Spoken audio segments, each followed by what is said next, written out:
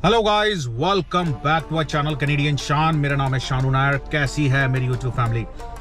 Guys, आज मैंने Instagram पे मेरी स्टोरी में कुछ चीज़ें डाली थी और कई लोगों ने मुझसे कुछ सवाल पूछे थे। हालांकि मैं सारे सवालों का जवाब नहीं दे पाया, आई एम रियली सॉरी, लेकिन काफ़ी लोगों को जवाब मिल चुके होंगे। लेकिन इस वीडियो के अंदर जिन लोगों को जवाब नहीं मिले और जिन लोगों को जवाब मिल चुके हैं उसके बारे में हम बात करेंगे। तो काफ़ी इंटरेस्टिंग वीडियो होने वाली है, क्योंकि इस वीडियो के अंदर स्टडी, पीआर और वर्क, ये तीनों को हम कंबाइन करके ये वीडियो बना रहे हैं। तो बहुत ही एक यूजफुल वीडियो रहेगी। तो अगर आप ये जानना चाहते हैं तो वीडियो को अंत तक जरूर देखिएगा।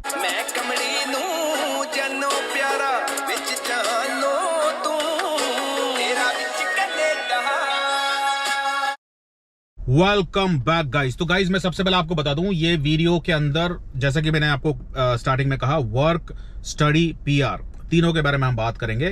थोड़ा सा डिटेल में हम इस बार जाएंगे और आपको मैं बताऊंगा कि क्या डाउट्स हैं लोगों के, उसके बारे में ये वीडियो है। तो गाइस, सबसे पहले तो मैं आपको बता दूं कि कुछ एक लोग हैं जो ये सोच रहे हैं अभी भी कि कनाडा के जो वीज़ा हैं, कनाडा के जो वर्क परमिट हैं, वो बहुत ईजिली अवेलेबल हैं। और इंडिया के अंदर स्पेशली अगर मैं बात करूं, चंडीगढ़, मोहाली के अंदर बहुत सारे एजेंसी वाले हैं, वो चला गया, ये चला गया। तो उसके बारे में आपको बताऊंगा कि एक्चुअल में होता कैसे है ये काम। तो सबसे पहले हम जो टॉपिक कवर करेंगे वो करेंगे वर्क परमिट को लेके। ठीक है, ज्यादा लंबा इसको नहीं खींचेंगे, लेकिन वर्क परमिट से रिलेटेड जो ये टॉपिक है, स्पेशली जो चंडीगढ़ के अंदर, स्पेशली जो मोहाली के अंदर, पंजाब की मैं बात कर रहा हूँ, वहां पे ये बहुत बड़ा एक रैकेट चल रहा है। बहुत बड़े बड़े ऑफिसेस खुले हुए हैं अभी वहां पे। और कई लोगों ने मुझे बताया इसके बारे में, तो मुझे लगा इसके बारे में वीडियो बना देता हूँ। और कुछ यूट्यूब चैनल भी हैं, उसके बारे में भी ये वीडियो है कि कुछ यूट्यूब चैनल कैसे प्रमोट करते हैं इन चीज़ों को। और फिर साथ ही साथ हम स्टडी और पीआर और पीएनपी, इस सभी के बारे में हम बात करेंगे, इन्विटेशन और उससे रिलेटेड हम बात करेंगे। तो गाइस, मैं आपको बता दूं कि पंजाब के अंदर इतने सारे एजेंट क्यों हैं। हालांकि इंडिया के अंदर आज की डेट में सबसे ज्यादा कनाडा वीजा को लेकर जो एजेंसी चल रही है वो पंजाब के अंदर चल रही है। I would say illegal agency चल रही है, जिनको कनाडा वीजा के बारे में कुछ एबीसीडी नहीं पता, लेकिन जस्ट जैसे कि मेरे जैसे यूट्यूब चैनल्स को देख के या फिर कोई और यूट्यूब चैनल को देख के थोड़ी बहुत उनको नॉलेज आ जाती है और उसके बाद वो अपनी एजेंसी, अपनी दुकान चलाते हैं। सबसे पहले मैं आपको बता दूं, इंडिया के अंदर मोहाली, पंजाब मोहाली की मैं बात कर रहा हूं, दूर रहना इस जगह से, क्योंकि सबसे ज्यादा स्कैमर्स आपको यहीं पे मिलेंगे। सबसे ज्यादा बेवकूफ बनाने वाले लोग आपको यहीं पे मिलेंगे।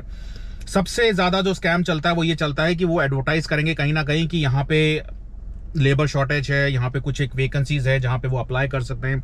लेट्स से फ्रूट पिकर की जो है जॉब, पैकिंग की जॉब, वेयर हाउस में जॉब, यहाँ पे जॉब, वहाँ पे जॉब, इन सब चीज़ों की वो एडवर्टाइज करेंगे। फिर थोड़ी बहुत आपसे डिमांड करेंगे, पैसे की डिमांड करेंगे। और उसके बाद वो आपको बोलेंगे कि आपका मेडिकल है, मेडिकल में आप आए, मेडिकल की जो है ना आपके पास रिक्वेस्ट आ चुकी है, आप मेडिकल आपको कराना पड़ेगा, अप्रूव्ड क्लिनिक में जाके आप करा सकते हैं।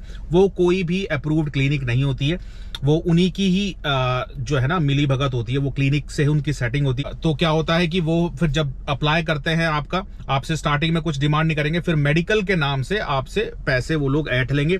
और वो जो क्लिनिक होती है वो उन्हीं का क्लिनिक होता है। 7,000, 8,000, 10,000 जो भी चार्जेस होते हैं, वो चार्जेस जो आप क्लिनिक में पे करोगे वो चार्जेस उनके पॉकेट में जाता है। तो ये मोहाली में बहुत बड़े लेवल पे चल रहा है और बहुत ही इनोसेंट पीपल जिनको कुछ भी नहीं पता कनाडा वीजा के बारे में, और वो इजीली इस ट्रैप में आ जाते हैं। बहुत बड़े लेवल पे चल रहा है। मेरे जैसे, अगर मैं तो कहता हूँ मिलियंस यूट्यूबर्स भी आ जाएं तो भी ये स्कैम को नहीं रोक सकते। मुझे लगा था कि किसी टाइम पे कि किसी को हेल्प मिलेगी, लेकिन नहीं, लोग और इस चैनल के थ्रू और लोगों को लग रहा है कि नहीं, बहुत ईजी है, हम लोग ऐसे ही किसी एजेंसी के पास जाएंगे और ऐसा कर लेंगे।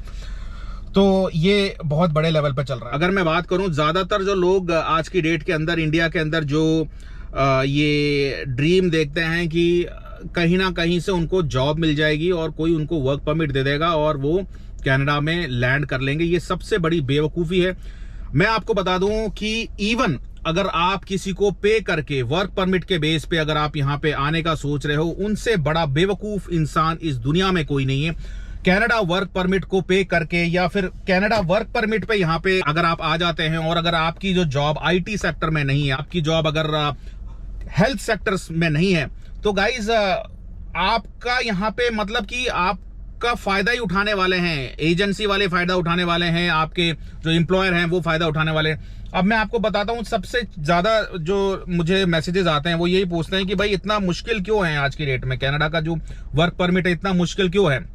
मैं आपको बता दूं गाइस कि एक एम्प्लॉयर को अगर बाहर से किसी को बुलाना है तो उसको 6 साल तक उसके सारे लॉग बुक, उसके सारे जो भी डेटा हैं, जो भी वो सैलरी पे कर रहा है, वो उसने कितने आवर जॉब करी, ये सारे डेटा उसको 6 साल तक यहाँ पे मेंटेन करने कनाडा के अंदर। और मैं आपको बता दूं कि अगर मैं यहाँ पे कनाडा में कैनेडियन रेजिडेंट हूं, अगर मैं किसी जॉब के लिए जाता हूं तो मुझे वो कम सैलरी दे सकता है, ठीक है, लेकिन अगर वो किसी फॉरेन वर्कर को बुलाएगा तो वो कम सैलरी में नहीं बुला सकता। फॉर एग्जांपल, अगर सेम जॉब अगर मुझे $14 पर आवर में अगर कोई एम्प्लॉयर मुझे पे कर रहा है तो वो फॉरेन वर्कर को $14 में नहीं बुला सकता। उसकी कुछ सेट लिमिट होती है, may be $18 per hour, may be $19 per hour, और 6 साल तक उसको उसका डेटा मेंटेन करना होता है, और उसके बाद उसके वर्क परमिट और LMI के लिए चक्कर लगाने पड़ते हैं। इतना बड़ा पेन होता है, कम से कम 8 से 10 हजार कैनेडियन डॉलर तो एम्प्लॉयर का जेब से लग जाता है इन सब चीजों में। और उसके बाद फिर एजेंसी वाले और फिर ये जितने भी सब चीजें होती है, सब कुछ मिल मिला के जब 40-50 हजार कैनेडियन डॉलर का कोई वर्क परमिट के लिए, LMI के लिए कोई जो है डिमांड करता है, उसके बाद वो यहाँ पे आ भी जाएगा। आने के बाद अगर वो पढ़ा लिखा नहीं है, अगर उसको उसके पॉइंट्स नहीं मिल रहे, तो उसका क्या फायदा। हर एक जॉब एलिजिबल नहीं है आज की डेट में कनाडा PR के लिए। बहुत कम ऑक्यूपेशंस होती हैं जिसमें आपको पॉइंट्स मिलते हैं, जिसमें आप को नॉमिनेशन सर्टिफिकेट मिल जाता है, उसको पॉइंट्स मिलने पड़ते हैं। हर ऑक्यूपेशन के पॉइंट्स मिलते हैं यहाँ पे, तो ये चीज का ध्यान रखें। मुझे ऐसा लगता है वर्क परमिट के बेस पे जो लोग भी आज सोच रहे हैं कनाडा जैसी ब्यूटीफुल कंट्री का अपना जो ड्रीम पूरा करने का, उनसे बड़ा बेवकूफ इंसान कोई नहीं है। क्योंकि पहली चीज तो यहाँ पे ऐसी कोई चीज होती नहीं है जिसमें फॉरेन वर्कर को बुलाने के लिए एम्प्लॉयर इतने डेस्परेट हैं।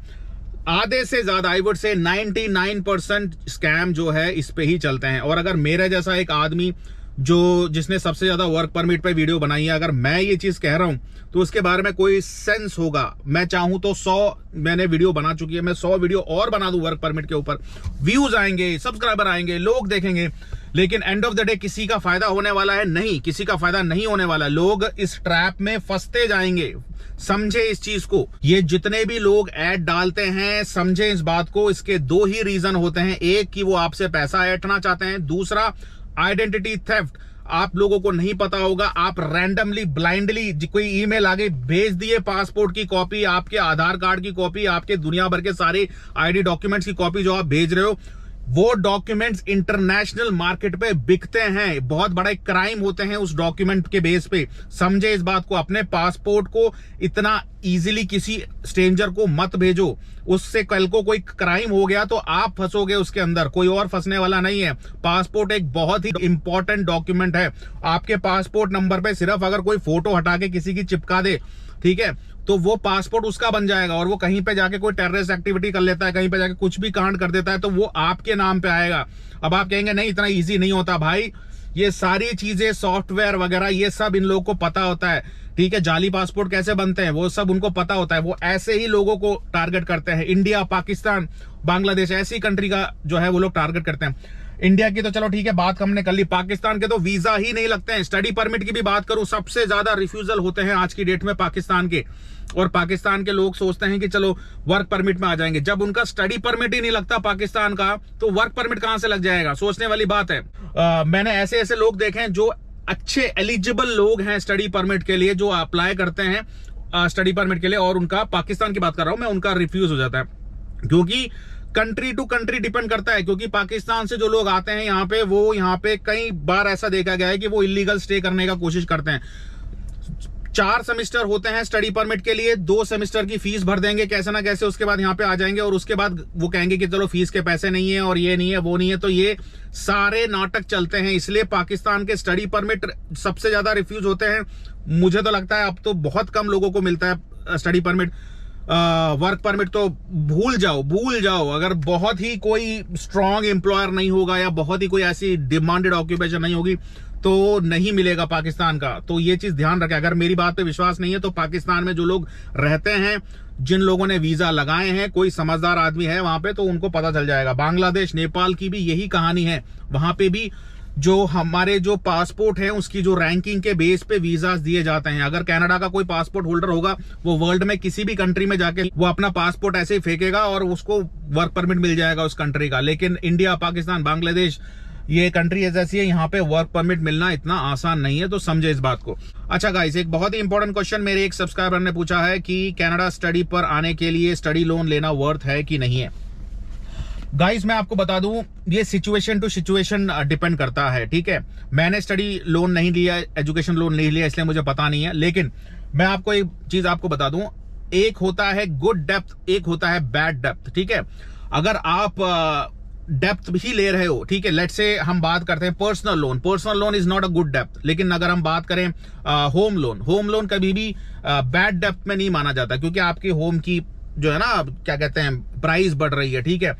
तो ये चीज आपको समझे, लोन आप कौन सा ले रहे हो, ठीक है। स्टडी लोन, एजुकेशन लोन, ये आप अपने आप पे इन्वेस्ट कर रहे हो पैसा, ठीक है। उसका रिटर्न आपको मिलेगा जब आप स्टडी करने के बाद जॉब पे जाओगे, ठीक है। उसके बाद आप अर्न करने लगोगे। और आपको बता दूं, एजुकेशन लोन ऐसा नहीं है कि लोन लेते ही आपकी इंस्टॉलमेंट स्टार्ट हो जाती है। आपको लोन लेने के बाद जब आप यहाँ पे आ जाओगे, आपकी स्टडीज हो जाएगी, उसके बाद जब आप जॉब वर्क परमिट पे आओगे, जॉब आपकी लगेगी, तो ही आपका जो स्टडी लोन का जो है वो स्टार्ट होगा। आपका वो जॉब लगने के बाद भी 3 महीने बाद ही आपका स्टार्ट होता है।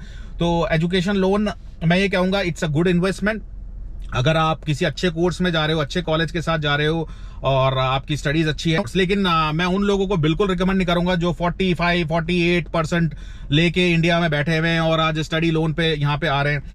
तो मैं उन लोगों से यही कहना चाहूंगा गाइस कि वो अपनी कंट्रीज में ही जो है इतना स्ट्रगल कर रहे हैं पढ़ने के लिए। लेट्स से वो यहाँ पे कोई डिप्लोमा कोर्स करना चाहता है, तो जो अपनी कंट्री के अंदर ही इतना स्ट्रगल कर रहा है, इतनी मुश्किल से उसके 45-48% आए हैं, तो वो कनाडा में आके क्या उखाड़ लेगा।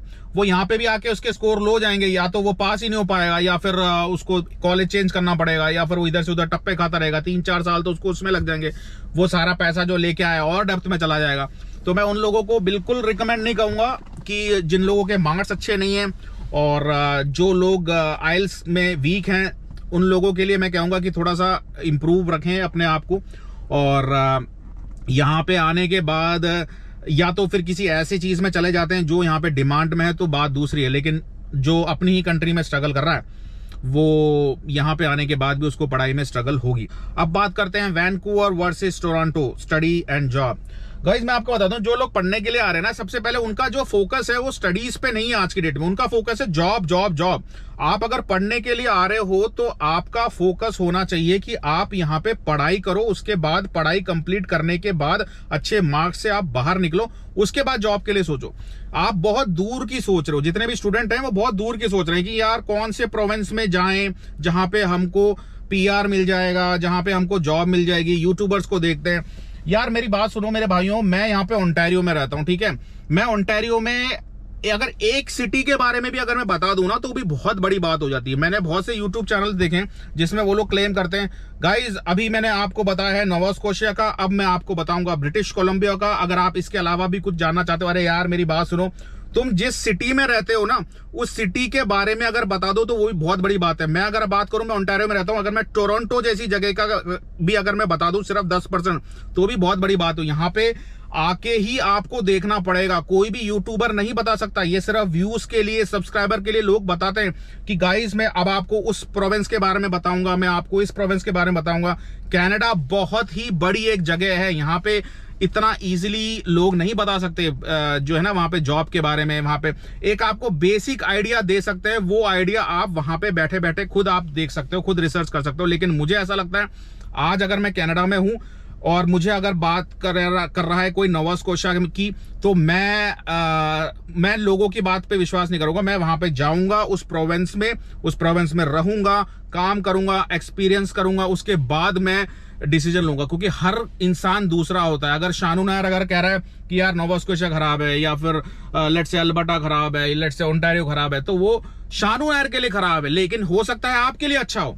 तो ये आप आए उस प्रोविंस में और उसके बाद डिसाइड करें कि कौन सा प्रोविंस आपके लिए ठीक है, कौन सा खराब है। और ये क्वेश्चन पूछा है नर्सिंग जीएनएम में स्कोप है कि नहीं। गाइस सबसे पहले मैं आपको बता दूं, नर्सिंग दूसरी चीज है, जीएनएम दूसरी चीज है, दोनों को क्लब ना करें, ठीक है। जीएनएम का बहुत बड़ा एडवर्टाइजमेंट चला था चंडीगढ़ के अंदर, पंजाब के अंदर, और ये पंजाब में ही सबसे ज्यादा पॉपुलर हुआ है। लोगों को बताया गया है कि जीएनएम के थ्रू आप यहाँ पे बहुत सेटल हो सकते हो वेस्टर्न कंट्री में।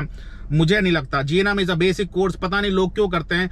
BSc is always the best. अगर आपको नर्सिंग में जाना है तो बीएससी में आपको कुछ चीजें समझ में आएगी, फ्यूचर में जॉब मिलने में भी समझ में आएगी। जीएनएम इज टोटल वेस्ट, लेकिन फिर भी चलो ठीक है, अगर आपने कर लिया है तो चलो ठीक है, आप इस पीएसडब्ल्यू के कोर्स में चले जाएं, ठीक है, पर्सनल सपोर्ट वर्कर के कोर्स में चले जाएं, चाइल्ड केयर के अगर आप किसी पीआर में एलिजिबल हैं तो उसमें चले जाएं।